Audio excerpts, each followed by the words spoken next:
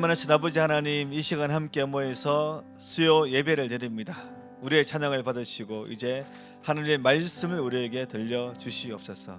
그래서 이 예배 시간이 헛된 시간 되지 않게 하시고 하나님의 은혜가 넘치는 시간 되게 해 주시옵소서. 또한 또 일본 단기 선교팀을 갔던 분들 중에 1차로 오늘 귀국한 분들도 있지만 또 여러분들이 또 일본에 남아서 함께 수요 예배를 드리고 있습니다. 하나님, 일본 현지에서 드리는 그 수요 예배 가운데 은혜 베풀어 주시고 그 사역 가운데 주의 큰 복이 그 교회에 임하고 또 우리 교회에 함께 임하여서 하나님의 영광이 드러나고 또 일본 교회가 힘을 얻어서 더 힘써 주의 복음 전가할 수 있도록 역사하여 주시옵소서. 우리 주 예수 그리스도 이름으로 기도드립니다. 아멘. 이 시간 하나님의 말씀 보겠습니다. 하나님의 말씀은 잠언 12장 1절 한 구절입니다. 잠언 12장 1절 한 구절입니다. 같이 읽어보겠습니다. 시작.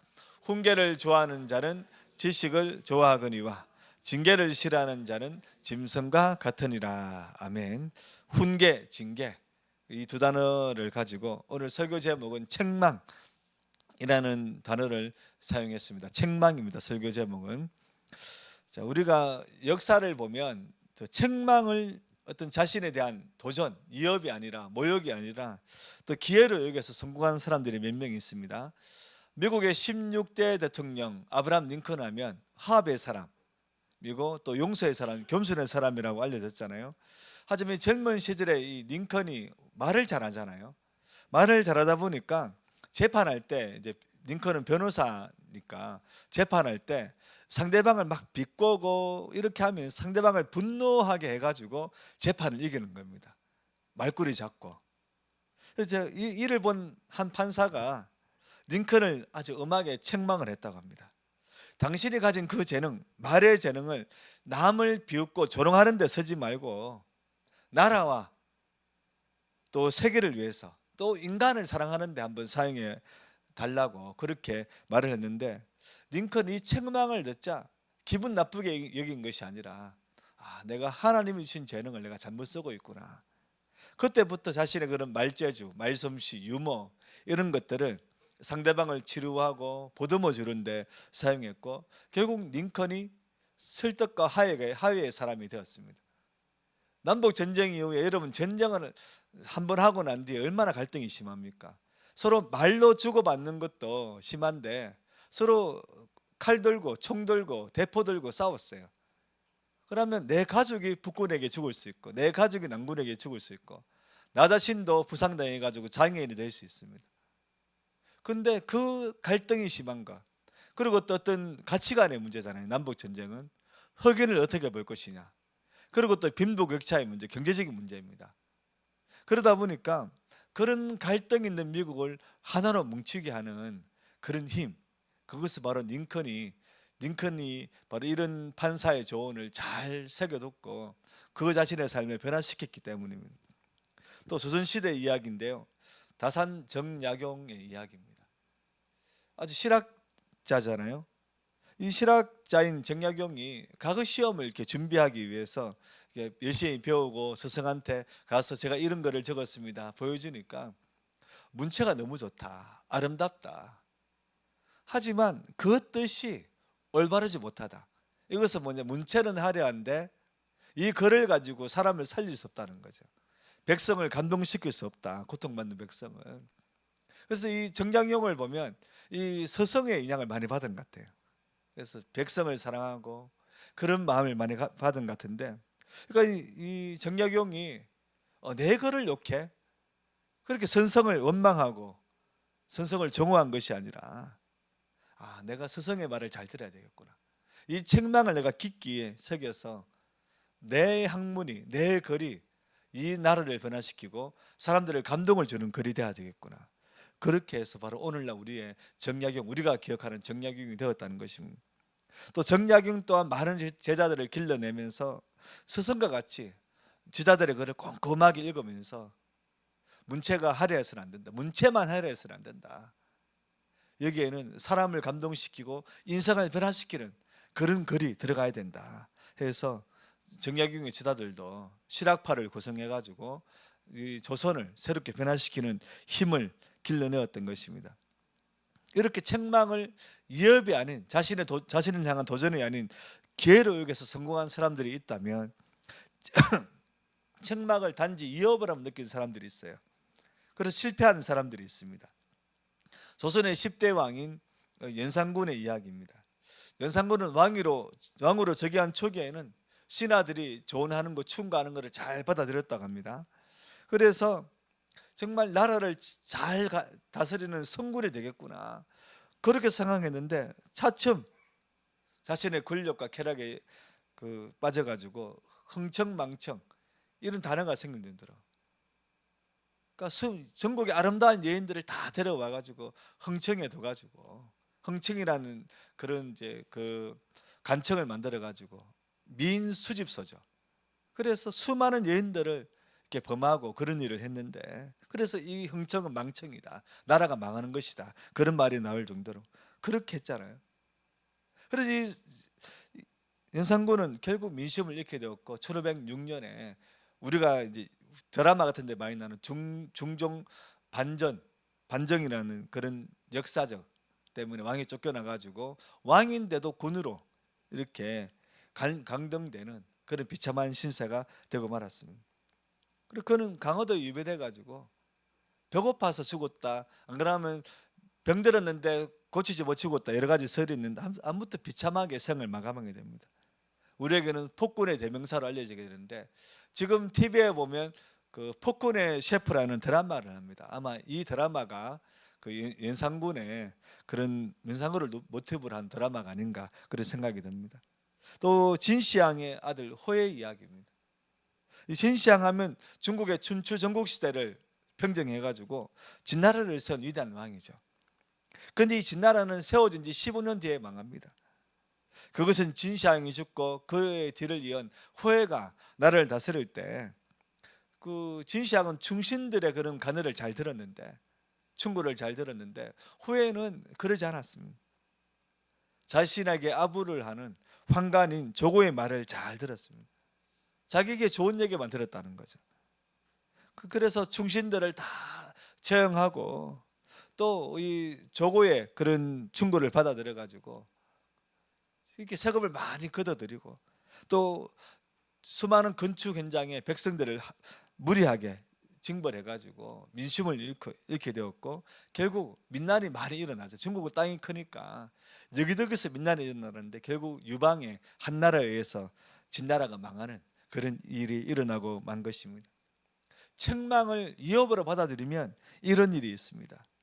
그래서 오늘 본문은 이 책망을 받아들이는 두 가지 자세, 방금 제가 얘기했던 이 두 가지 자세가 나옵니다. 12장 1절 다시 한번 띄워주십시오. 훈계를 좋아하는 자는 책망을 좋아하는 자는 지식을 얻거니와 인생의 지식을 얻고 성공의 지식을 얻지만 징계를 싫어하는 자는 짐승과 같다. 그렇게 얘기하고 있어요. 책망을 싫어하는 자는 짐승과 같다. 여기서 좋아한다는 것은 뭐냐면 히브리어로 아합인데 여기에는 사랑한다는 뜻이 들어가 있습니다. 그리고 싫어한다는 것은 히브리어로 사네라는 단어인데 정오한다는 뜻이 들어가 있어요. 결국 이 말은 뭐냐 하면 책망도 문제지만 책망을 하는 자를 사랑하고 책망을 하는 자를 미워한다는 것입니다. 여러분, 누군가가 나를 책망할 때 때로는 내가 잘했는데 책망을 받을 때도 있습니다. 억울할 때가 있죠. 책망을 들을 때. 근데 그럴지라도 책망하는 자에 대해서 우리가 정오하게 된다면 우리는 인생을 실패하는 길로 갈 수밖에 없다는 겁니다. 그래서 짐승과 같다. 이것은 뭐냐면 짐승처럼 감정적으로 대응해서 결국 아주 비참한 신세가 될 것이다. 그래서 그 어떤 책망이라도 때로는 기분 나쁘고 내가 정당하다는 책망이라도 그거를 잘 받아들일 때 지식을 얻게 될 것이다. 그렇게 말씀하고 있는 거죠. 그래서 잠언 29장 1절에 보면 자주 책망을 받으면서도 목이 곧은 사람은, 목이 곧다는 것은 목이 숙이지 않는다, 교만하다는 거죠. 교만한 사람은 갑자기 패망을 당하고 피하지 못하리라. 짐승처럼 망하게 될 것이다. 그렇게 말하고 있는 것입니다. 저도 사역할 때 그 첫 사역지에서 그 중고등부를 맡았는데 중고등부가 처음으로 수련을 갔습니다. 신대원 때니까 이게 뭐 설교도 못하고 아무것도 뭐 배운 게 없으니까요. 그냥 일반 대학을 졸업하고 신대원 갔기 때문에. 그런데 아무튼 그때 제가 설교를 한 3시간 했어요. 그때는 사역을 처음 했기 때문에 설교를 길게 해야 된다 해가지고, 그러니까 애들이 이제 그때 그 지금은 잘 안 가는 장류 수양관이라고 한참 우리가 많이 갔던 그런 곳인데 막 했는데 애들이 화장실 가고 싶다고 마이크 줄을 막 당기더라고. 왜 당기냐 하면서 막 3시간 하고 막 그랬는데, 근데 효과가 나타났어요. 애들이 완전 밝아져 가지고 그 중고등부가 완전 바뀌었습니다. 그러니까 제가 한 3시간 해버리니까 그 다음에 지금 이 가까운 여기 교회에 함께하는 교회 항동환 목사님 지금 갑자기 몸이 안 좋아지시고 올해 초에 그 은퇴를 하셨다고 하는데 갑자기 하는데, 그분을 모시고 애들 이제 또 방학 때 또 수련회를 이제 1박 수련회 같은 거 했는데 설교 1시간을 못 하겠거든요. 그분이 설교를 저보다 더 열심히 하시더라고요. 6시간을 설교했어요. 그래가지고 저녁에 시작했는데 새벽에 마쳤어요. 아, 죽는 줄 알았어요 그때. 저도 막 근데 애들이 막 집중해가지고 듣고 저도 애들이 집중해 들으니까 저도 졸지도 못하고 나가지도 못하고 같이 했었는데, 아무튼 처음에 그렇게 수련해가지고 어떻게 보면 소위 말하는 정말 대박을 쳤습니다. 제가 했던 첫 수련회였는데 하나님 은혜를 많이 주신 거죠. 주셨고 아이들의 마음도 열렸고 저도 이거 이렇게 하니까 하나님 역사하시는구나 그런 걸 배웠는데, 그래가지고 이제 그 교회 중고등부 자녀를 둔 집사님 또 권사님들 와가지고 우리 애가 갑자기 성경 읽기 시작한다 기도하기 시작한다 하면서 너무 좋아하셨거든요. 그리고 그때 그 수련회 마치고 첫 이제 중고등부 교사회를 했는데 제가 이제 그때는 이제 오역이 넘쳐가지고 교사회 때 그랬습니다. 우리가 이제 앞으로 이제 정신없이 중고등부를 운영하게 될 것이다. 우리 정신 바짝 차립시다. 그랬는데 그때 중고등부 교사 중에 안기부 요원이 있었습니다. 아주 날카로워요 그분이. 근데 저는 이제 그분이 안기부인지도 모르고 성격이 날카로운지도 모르고 이렇게 정신없이 없을 것입니다. 열심히 합시다. 이런 식으로 얘기했는데 정신없이라는 단어에 이분이 완전 발작 버튼이 눌러진 겁니다. 정신없이 사역자가 어떻게 그런 얘기를 하냐면서 저는 한 5분 얘기했는데 그분 1시간 동안 저한테 뭐라 하는 거예요. 그래 저는 앞으로 이제 이렇게 계획이 있고 막 이렇게 얘기했는데 완전히 그러고 했는데 그때 완전 제가 눈물이 쭉 흐르더라고 이렇게. 그러고 그때 완전 정말 우리 아이들을 정말 잘해보겠다고 하고 막 그런 마음이었는데, 근데 하여튼 그때 그분이 정신없이라는 단어를 썼다고 저를 했는데, 아무튼 이제 이분의 사모님이 부인 집사님이 참 성격이 좋았거든요. 제가 당한 걸 알고 그래가지고 자기 집으로 이제 교사를 다 부르더라고. 그래서 그때 처음으로 샤브샤브라는 거 먹어봤어요. 물에 빠진 고기를 건져 먹구나 했는데, 아무튼 그래가 잘 이렇게 풀렸는데, 근데 지금도 저는 그분에게 그 안개부 요원분께 감사를 드리는 건 뭐냐면 사역자는 말을 조심해야 되는구나. 그거를 그때 깨달았어요. 그때는 좀 억울한 마음이 커가지고 한동안은 그것만 생각하면 눈물이 막 흐르더라고. 억울했어요. 근데 시간이 지나면서 사역자는 말을 조심해야 되는구나. 왜냐하면 저는 대학 때는 그냥 머리에 있는 대로 그대로 출력되는 그런 사람이었거든요. 상대방이 기분 나쁘든 말든 뭐 내가 하고 싶은 말 다 하고 그래 살았는데, 사역자는 말을 조심해야 되는구나. 그걸 참 제가 느끼게 되었습니다. 그리고 여러분, 책망이라는 것은요, 내가 뭐 실수를 할 수도 있고 아니면 그냥 그런 의도가 아닌데 할 수도 있고, 그래서 상대방이 저를 공격할 수도 있습니다. 그때도 그것을 받아들일 수 있을 때 우리는 성숙하게 되고 하나님의 사람으로 다시 태어날 수 있는 것입니다. 우리가 한번 성경에서 한번 몇 가지 찾아보려고 하는데요, 사도행전 11장에 보면 다윗이 바세바를 범하는 사건이 일어납니다. 이스라엘과 암몬이 전쟁을 하죠. 암몬은 오늘날 요르단입니다. 요르단. 그래서 시리아는 성경의 아람입니다. 그래서 오늘날 요르단은 이렇게 암몬, 모압, 그리고 에돔, 이 지역이 바로 그 요르단입니다. 나중에 제가 성경 공부를 할 때 한번 성경 지도도 같이 걸어보고 할 건데, 그래서 여러분 한번 상상을 해보십시오. 요단강이 쪽에 있습니다. 이쪽에는 이스라엘이에요. 이스라엘. 또 이스라엘 바로 앞에는 지중해입니다. 지중해 이스라엘 요단강. 그리고 요단강 건너편에 또 이스라엘 땅이 하나 있어요. 그 땅을 길랏이라 부릅니다. 길랏. 그래서 길랏을 사이에 두고 위로는 아람, 바로 지금의 시리아, 아래로는 암몬, 모압, 그리고 에돔 이렇게 이어집니다. 그래서 성지순례를 내려가면 주로 이제 에돔을 많이 가는데 뭐 페트라 이런 거 보려고 하는데, 아무튼 내년에 이제 저도 갈 기회가 있는데 저는 안 가려고 하거든요. 이렇게 제가 속한 시찰에서 목회자들이 공짜로 이렇게 성지순례 보내주는 3년마다 있는데 이제 하는데 이렇게 피곤하더라고요. 그래서 저는 여행을 좋아하지만 단체로 우고 다니니까 갔다 오고 난데 6개월 정도 이렇게 멍하니 있어가지고 안 가는데 안 간다고 하고 그렇게 했는데, 아무튼 이렇게 성경을 딱 이렇게 그림이 그려지면 성경 읽기가 너무 편합니다. 제가 터키를 2번 갔었는데, 근데 터키가 2번 가니까 터키 전역을 돌아본 것도 아니에요. 근데 사도행전이 딱 열리는 겁니다. 이 성경 지리를 알면 그런 효과가 있습니다. 그래서 제가 좀 뭐 갑자기 뜬금없이 지리 얘기를 하는 것은 이제 성경을 이런 지금 이때라도 좀 얘기를 해주면 여러분들이 좀 성경을 지리를 그리면 더 좋을 것 같아서 얘기하는 건데, 아무튼 암몬과 전쟁을 합니다. 전쟁을 하고 있는데 이스라엘과 암몬이 전쟁을 해요.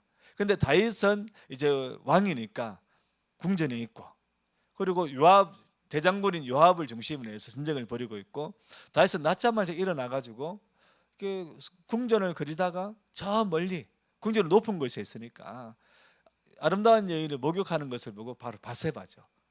그리고 저희는 누구냐 신한테 물어보니까 바세바입니다 하니까, 바세바는 바로 우리아 장군의 아내입니다. 이 얘기를 듣고도 더러우래 가지고 동심을 합니다. 이것이 우리로는 상상이 안 되지만 그때는 왕정 시대이기 때문에 왕은 절대 권력입니다. 누구의 아내든 데려올 수 있어요. 이방 나라에서는 자기 아내를 만들 수도 있고, 이게 신학 시대에도 예수님 당시에도 그 세르요한을 죽일 때 헤로디아라는 여인이 나오잖아요. 헤로디아는 원래는 그 헤롯 안티파스가 맞을 거예요. 안티파스의 아내였습니다. 근데 헤롯 아그리빠가 더 권력이 있었어요. 이제 서로 헤롯 아그리빠, 헤롯 안티파스는 이복 형제거든요. 근데 헤로디아는 권력력이 있어가지고 바로 이혼하고 아그리빠한테 갑니다. 그런 것들이 막 있었고, 그래서 세르요한이 그런 이런 것 때문에 이혼하고 또 결혼하느냐, 이건 하나님의 백성인 왕으로서, 이스라엘의 왕으로서 적절하지 않다. 예방 나라에만 있는 것이다. 권력에 따라서 움직이는 것은 헤로디아가 권력력이 있기 때문에. 그런데 헤로디아가 그것 때문에 기분 나빠가지고 세르요한을 목을 잘라 죽이잖아요. 아무튼 그런데 다윗의 생각에서는 나도 절대 왕인데 이 정도는 할 수 있겠다 생각했던 것입니다. 그리고 한번 범하고 난 뒤에 임신한 사실을 알게 되었고, 그래서 다윗은 우리아가 이 일을 알까봐 우리아를 죽여버리죠. 이 일을 다윗은 이제 다 덮었다고 생각했지만 하나님은 알고 계셨습니다. 그래서 나단 선지자가 하나님의 명령을 받고 찾아가서 다윗을 책망했고, 다윗은 그때 회개하게 되는 것입니다.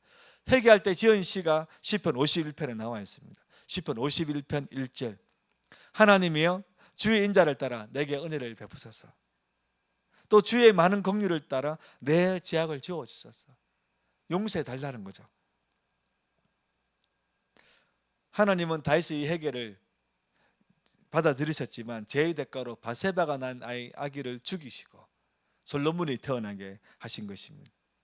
다윗은 자기가 생각할 때는 이 정도는 내가 할 수 있지 않냐 그랬지만, 하나님께서 나단을 통해서 책망하실 때 그 나단의 책망을 받아들이셨던 것입니다. 그리고 다윗은 이렇게도 얘기하셨어요. 나단, 비록 내가 힘들 때마다 함께 했지만 네가 나한테 이런 말을 할 수 있냐, 너 감옥행이다, 그렇게 할 수 있지만, 비록 하나님의 말씀이라도 그렇게 할 수 있지만, 하지만 다윗은 나단을 그렇게 하지 않았던 것입니다. 그리고 또 다윗은 또 인구조사를 하죠. 사무엘하 24장에서 인구조사는 뭐냐면 그 자신의 권력을 파악하는 것입니다. 군사력 조사입니다. 군사력 조사. 그래서 20세 이상만 파악하게 되어 있는데, 그래서 20세 이상은 세금을 걷어들일 때 유용하고, 그리고 또 전쟁 나면 또 군대로 동원하기 위해서 각 집마다 파악을 하는 것인데, 그러니까 하나님이 왕이신데 다윗이 마치 자기가 이스라엘을 강국으로 만든 것처럼 그렇게 착각하기 때문에 하나님이 원하지 않는 것입니다. 물론 하나님이 너 인구조사해봐라, 내가 너를 통해서 이렇게 큰 나라를 만들었다, 그렇게 했으면 모르지만 다윗은 마치 자기가 잘해가지고 이스라엘이 강국이 된 것처럼 했기 때문에 하나님이 싫어하시는 겁니다. 인구조사하는 것은. 그래서 요압은 이것을 잘 알았기 때문에 다윗에게 하지 말자고 하나님이 싫어하신다고 했지만 다윗이 빨리 하라고 재촉하니까, 그래 하나님 마음이 아픈데 다윗이 하는데 하나님이 이번에 그냥 봐주시겠지. 그럼 요압도 그렇게 다윗의 말을, 명령을 받아들여서 인구조사를 했는데, 그래서 9개월 20일만 인구조사를 마칩니다. 그런데 하나님께서는 요압의 경고처럼 다윗의 징계를 내리셨죠. 이번에는 갓 선지자를 보내가지고 네가 왕인 줄 알았냐 막 책망하니까, 이번에도 다윗은 갓 선지자의 책망을 받아들입니다. 하나님은 용서하신 거죠. 그런데 하나님이 또 죄의 대가를 치르게 하십니다. 이제 갓 선지자를 통해서 세 가지 중에 하나를 선택하게 하시는데, 7년 기근, 또 반란 일어나서 다윗이 또 도망가게 되는 것, 아니면 전염병으로 백성들이 죽는 것, 이 세 가지 중에 하나를 선택하라 하십니다. 다윗은 전염병을 선택했는데 하루 만에 7만 명이 전염병으로 죽는 것을 보고, 그런 보고를 막 올라오니까 놀래가지고 차라리 나를 죽여달라고, 내 백성 더 이상 죽이지 말아달라고 막 그렇게 하는 거죠. 그러자 하나님께서 더 이상 전염병 하지 마라 그러면서 재앙의 전사가 딱 멈추었어요. 멈추었는데 어디에 멈췄느냐, 그건 아라우라는 사람의 타작마당, 아주 넓은 공터죠. 타작하는 데는 넓은 공터입니다. 공터에 서 있는데, 공터에 서 있는 것을, 이 죽음의 천사가 있는 것을 다시 딱 보고, 저 서 있는 사람은 죽음의 천사다, 영적으로 딱 알죠. 바로 달려가 가지고 또 그 자리에 하나님께 예배를 드리고, 그렇게 하면서 완전히 하나님께서 다윗의 예배를 받으시고, 그래 중지시킨 것 아예 이제 하지 마라, 진행시키지 마라 하면서 완전한 용서를 해주셨습니다. 그리고 이 타작마당에 솔로몬이 나중에 성전을 세우게 되는 것입니다. 여러분, 이 사건에서 우리는 알 수 있는 것이 뭐냐면, 요압은 다윗이 힘들 때마다 다윗과 함께 했습니다. 다윗의 생명의 은인이기도 하고, 정말 요압이 없으면 우리가 아는 다윗이 없을 수도 있어요. 그런데 다윗은 항상 요압을 경쟁자로 생각했습니다. 그래서 이 다윗이 요압이 충고했을 때, 저 녀석도 나를 또 힘들게 하는구나, 내 말대로 하지 않는구나, 그렇게 해서 그 충고를 받아들이지 못할 가능성이 높아요. 다윗은 항상 요압을 경쟁자로 생각했습니다. 그래서 다윗이 죽을 때 솔로몬에게도 요압 때문에 내가 힘들었다고 얘기하는 거죠. 얘기합니다.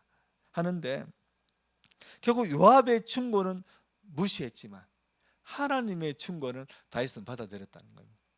여러분, 우리는 때로는 바로 옆에 있는 사람, 나하고 친한 사람, 아니면 직장 동료, 또 교회의 성도, 아니면 목회자, 사역자의 충고는 외면할 수 있어요. 하지만 성경을 읽다가, 아니면 설교자가 은연 중에 했던 그 설교 중에 내 상황을 전혀 모르는데 어떤 메시지를 들었을 때, 그거는 빨리 받아들여야 돼요. 빨리 받아들여야 돼요. 그래야지 우리가 작은 일로 그칠 것을 망하게 되는 일까지 갈 수 있게 되는 것입니다. 성경에는 책망을 듣지 않아서 망한 왕들이 있습니다. 북이스라엘의 아합 왕은 우상 숭배를 그만두고 하나님만을 예배하는 엘리사, 미가야 같은 선지자 말을 듣지 않았어요. 특히 미가야 같은 선지자는 아람, 바로 지금의 시리아와 북이스라엘의 전쟁을 벌이게 되는데, 길란 나못이라는 동네는 그 시리아와 그 이스라엘의 그 국경선에 있는 동네입니다. 그래서 때로는 시리아 쪽에 이제 들어가기도 하고 때로는 이스라엘 쪽에 들어오기도 하는 그런 지역이거든요. 그래서 요걸 다시 탈환해야 되겠다. 지금 시리아 쪽에 가 있기 때문에. 그래서 다시 전쟁을 벌이자 했는데, 그런 길란 나무 탈환 작전을 전쟁을 벌이는데 미가야 같은 선지자는 하나님이 당신 죽는다 했다, 경고했어요. 그러면 받아들이고 다시 전쟁을 해서는 안 됩니다. 그런데 이 경고를 무시하고 갔다가 전사하고 마는 것입니다. 또 남유다의 시드기야 왕 같은 경우는 예레미야 선지자가 눈물 흘리면서 바벨론에 저항하지 말고 바벨론에 그냥 항복해라. 그러면 당신의 왕위도 계속 이어질 것이고 이스라엘도 전쟁 없이 평안할 것이다. 계속 얘기합니다. 하나님의 뜻이라고 얘기하는데 시드기야도 그거를 알지만 그 예레미야가 뭐라고 얘기하냐면 이미 유대인들 중에 바벨론에 항복한 사람들이 있다. 그 사람들이 나한테 뭐라고 할 것 같다. 또 나를 무시할 것 같다. 그래서 나는 그들에게 무시받고 싶지 않다. 그래서 나는 항복하기 싫다 얘기하는 거예요. 결국 시드기야는 바벨론과의 전쟁에서 완전히 패배하고 자기가 보는 앞에서 자식들 다 죽고 두 눈이 뽑힌 채로 바벨론의 포로로 끌려가는 일이 일어나게 되는 것입니다. 여러분, 책망과 경고를 무시하는 자는 이렇게 비참한 최후를 맞이하는 것입니다. 오늘 읽었던 본문 짐승처럼 망하게 되는 것입니다. 한 초등학생이, 이게 아마 유퀴즈에 나왔던 것 같아요. 그 유재석이 이제 조언과 책망의 잔소리의 차이가 뭐냐고 물어보니까 이렇게 이런 얘기를 합니다. 그 초등학생이 조언은 들으면 기분이 나쁘지 않은데 잔소리는 들으면 기분이 나쁘다, 이렇게 하는 거죠. 아주 초등학생적인 그런 재밌는 발언이지만 여러분, 어른이 되어서 이렇게 살면 안 된다는 거예요. 어른이 되어서도 어른은 어른답게 저 사람의 책망이 기분은 나쁘지만 하지만 내 인생에 도움이 되는 거구나, 받아들일 수 있어야 되는 것입니다. 고린도전서 13장 11절은 이렇게 말씀합니다. 내가 어렸을 때에는 말하는 것이 어린아이 같고 깨닫는 어린아이 같다. 하지만 장성한 사람이 되어 어른이 되었을 때는 어린아이의 습관을 버려라, 얘기하고 있어요. 여러분, 정말 기분 나쁜 책망이 있습니다. 그럼에도 불구하고 받아들일 거는 받아들이고, 하지만 내가 지금 저 사람과 싸우는 것이 아니라 지금 나의 상황을 알리고 또 내가 이렇게 해야 되겠다, 그래야지 내가 좀 더 지금보다 나은 삶을 살겠다, 그렇게 해야 될 때가 있어요. 그때는 그 사람의 조언 중에 내가 받아들이는 건 받아들이고, 그 다음에 그 사람한테 나는 이런 상황이기 때문에 당신의 조언을 이렇게 하겠다, 나의 그런 반응을 그 사람이 못 받아들이는 그 사람의 책임인 것이죠. 하면서 그 사람을 최소한 정오하는 일은 없어야 됩니다. 우리가 오늘 본문에 얘기하잖아요. 바로 조언을 싫어하는 자, 징계를 싫어하는 자, 결국 징계하는 자를 싫어하면 인생은 망한다 얘기하는 거죠. 책망은 기분 나쁘지만 좋은 것을 받아들이고, 사람은 계속 사랑하고 존경하는 사도로 노력해야 된다, 그것을 얘기하고 있는 것입니다. 여러분, 하나님은 지금도 우리를 사랑하십니다. 근데 성경을 읽어보면요, 저는 어릴 때 성경을 쭉 읽다가 이제 제가 초등학교 때 그 우리 교회 선생님이 이제 성경을 가장 많이 읽으면 스케치북인가 그래파스인가 준다고 해가지고 학교 갔다 오면 무조건 읽었습니다. 지금은 다이소 가면 그냥 살 수 있는 건데 그때는 너무 귀해가지고, 저는 초등학교 때 여러분 성경학교, 우리 동네 교회가 5개 있었는데 5개인가 6개 있었는데 여러분 성경학교 날짜가 다 달라요. 그러면 모든 교회에 나가서 상을 받고 왔습니다. 와가지고 학용금 받고, 어떨 때는 상을 또 주일날 줘요. 주일날 초등부 예배 시간에. 그러면 우리 교회 예배 딱 마치다 달려가가지고 거기에 가서 상 받고 그랬거든요. 아무튼 그때는 상 받는 재미가 있었는데 제가 무슨 얘기 하려고 했죠? 여러분 정말 우리가 그 하나님의 책망을 잘 받아들여야 됩니다. 그래서 지금 어린아이 일을 우리가 습관을 벗어버리고, 지금 쉽게 나는 작은 일에도 화를 낸다, 그러면 하나님의 책망도 쉽게 받아들이지 못하는 사람, 성경을 많이 읽고 또 저처럼 목사가 되고 그래도 하나님의 책망을 받아들이지 못하는 거예요. 그래서 하나님의 책망을 잘 받아들일 때, 또 저 사람을 하나님 나를 책망하시는구나. 다윗과 그 하나님은요, 하나님과 다윗은 정말 친밀하잖아요. 근데 하나님은 다윗을 책망할 때 나단 선지자, 갓 선지자를 보내십니다. 내가 아무리 하나님과 친밀하다고 할지라도 때로는 하나님이 직접 말씀하실 때도 있지만 누군가를 통해서 말씀하시는 경우도 있다는 것입니다. 그래서 우리가 하나님의 책망을 잘 받아들이고, 또 일상생활할 때도 주변에 있는 사람들의 책망을 잘 받아들일 때, 그때 우리는 성공적인 인생을 살아갈 수 있고 우리의 신앙도 더 깊어질 수 있다는 것, 그것을 잊지 말고 늘 믿음으로 승리하는 우리가 되기를 바랍니다. 우리 합심해서 한번 기도하겠습니다. 기도할 때 우리 찬양부터 먼저 한 보겠습니다. 430장 주와 같이 길 가는 것, 우리 찬송가 430장인데요. 새 찬송가입니다. 주와 같이 길 가는 것.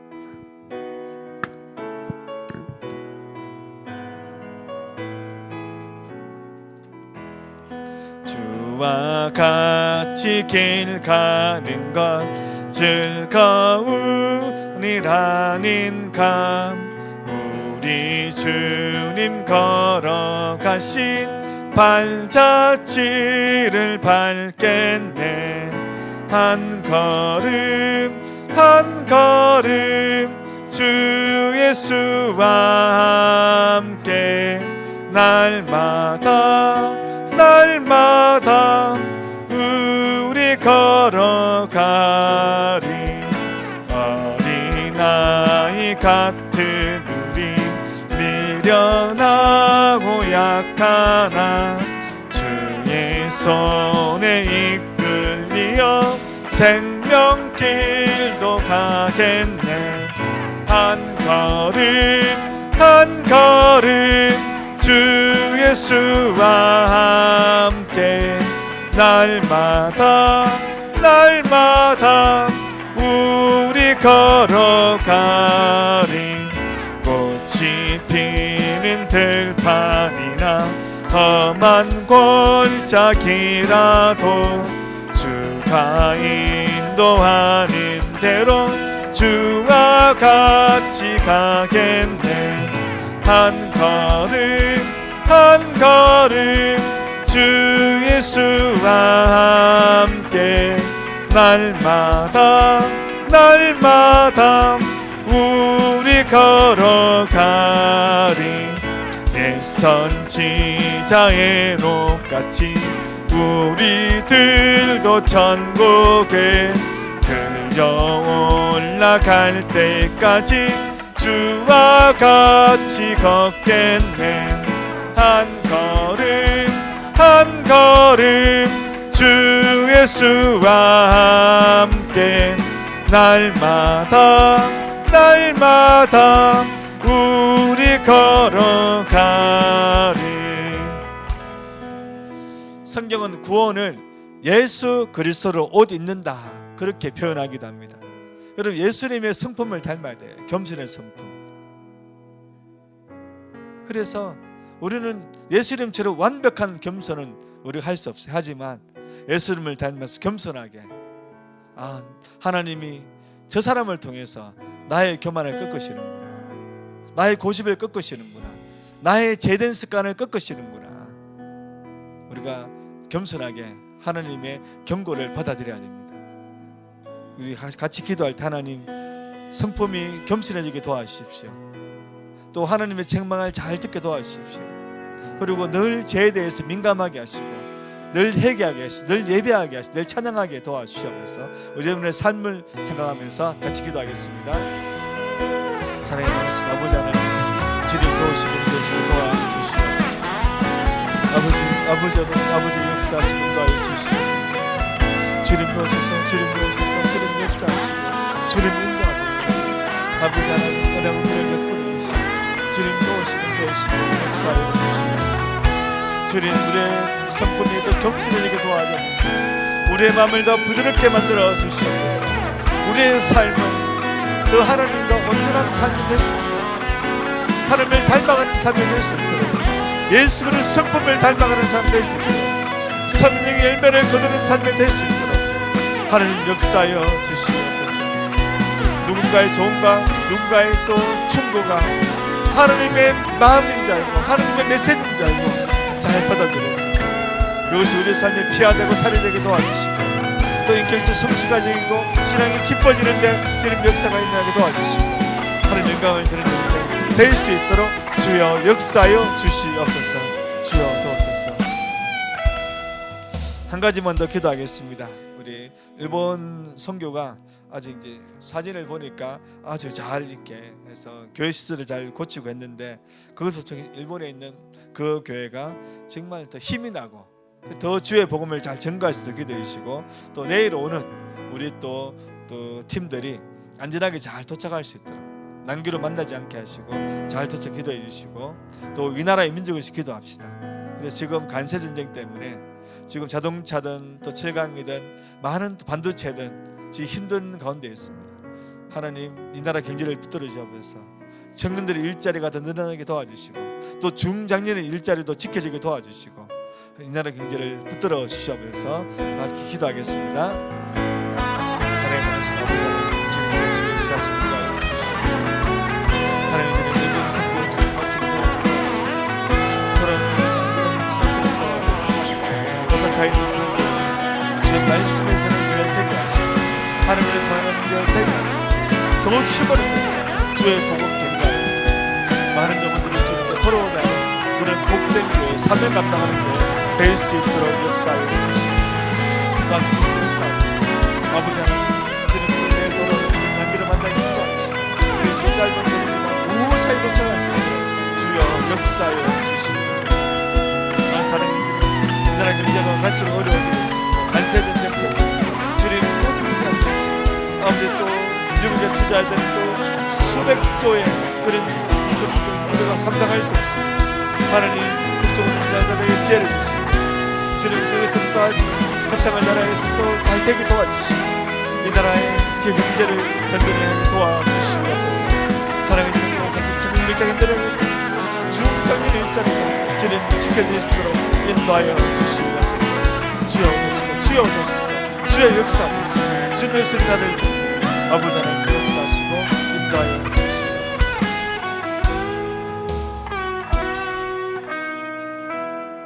사랑의 많으신 아버지 하나님, 우리의 마음이 주님의 마음을 닮아서 겸손한 마음, 또 성령의 열매를 맺는 마음 될 수 있도록 역사하여 주시옵소서. 날마다 새로워지는 마음, 새로워지는 인생 될 수 있도록 주님 따라 말씀 따라 살아가게 하여 주시옵소서. 일본 선교를 통해서 그 교회가 힘을 얻게 도와주시고 내일도 무사히 아무도 다치지 않게 아프지 않게 도착하여 일상생활로 속히 복귀할 수 있도록 역사하여 주시옵소서. 이 나라의 민족을 주님께 맡깁니다. 우리 힘으로는 이 흐름을 막을 수 없습니다. 주님, 국정을 운영하는 자들에게 겸손을 주시고 지혜를 주시고, 그래서 이 나라의 민족을 잘 이끌어가게 도와주시고, 또 북한과 우리가 속히 통일되어서 함께 세상에 주의 복음을 전가하는 우리 민족 되게 하여 주시옵소서. 오늘도 피곤한 가운데 함께한 우리 모든 성도들 가운데 역사하시고 일상생활에서 말씀으로 힘을 얻고 찬양과 기도로 하나님의 응답받는 우리 모두의 삶 되게 하여 주시옵소서. 우리 주 예수 그리스도 이름으로 기도드립니다. 아멘.